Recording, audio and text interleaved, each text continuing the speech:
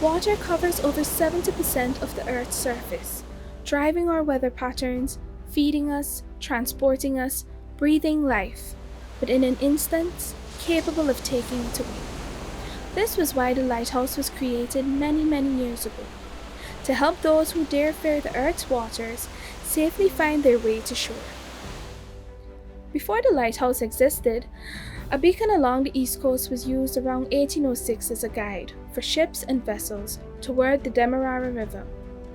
Lieutenant Thomas St. Clair, in his memoir on British Guiana, describes the difficult and dangerous task of navigating the Demerara in 1806. We could now barely distinguish the low land, though we could plainly see the trees, and now and then a staring white planter's house, which had the appearance of being built on the water. So imperceptible was the land. At the time of his journey, windmills marked by a flag were often used as landmarks to shore. The Dutch built the first lighthouse in 1817, where the present one stands, a wooden structure that gave light from oil lamps. In 1814, Guyana, then the separate colonies of Demerara Essequibo and Berbice, were formally handed over to Britain. The British replaced the wooden lighthouse with a brick building in 1830. The Georgetown Lighthouse is located in Kingston, overlooking what was once Fort William Frederick, now the Transport and Harbours Department. British engineers reinforced the building by placing it on a foundation of green heart piles, which is part of the reason it still stands almost 2 centuries later. The lighthouse stands at 31 meters, 103 feet, and is a shore-based station.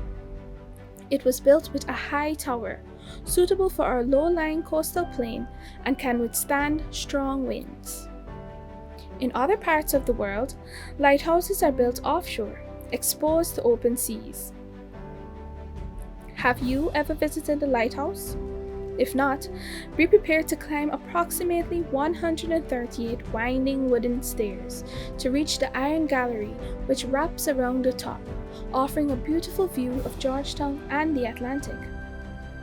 A little ladder-like step leads you to the very top of the lighthouse that houses the 1,000-watt bulb enclosed in a special lens called a Fresnel lens.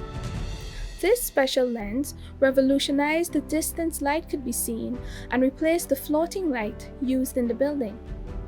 It was manufactured by Chance Brothers and Company Glassworks near Birmingham, England. The inscription on the base of the light describes it as a fourth-order revolving catadioptric light, which was commonly used in harbours and along rivers.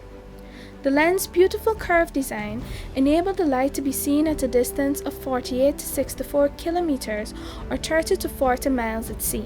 Below the gallery is a watchroom, which once had a telescope that was used to look for distress signals from ships. This telescope can now be found in the National Museum. In the modern era of cost-effective automated lighthouses and beacons, the lighthouse now serves as a historical landmark, having witnessed Stabroek become Georgetown, living through colonization, independence, and oil finds. The lighthouse silently guarded our coast for almost 2 centuries, and like a good public servant, has retired, passing the protection of those who dare travel the sea to a beacon housed on top the Guyana Marriott Hotel.